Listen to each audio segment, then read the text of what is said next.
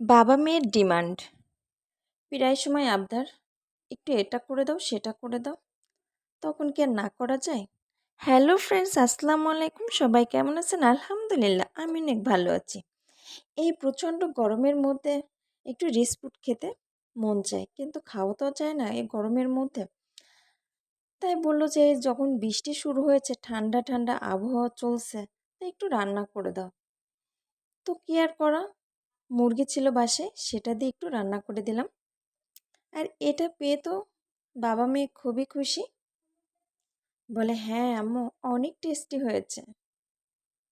তো তাদের মুখে এই খুশিটা দেখতে খুবই ভালো লাগে।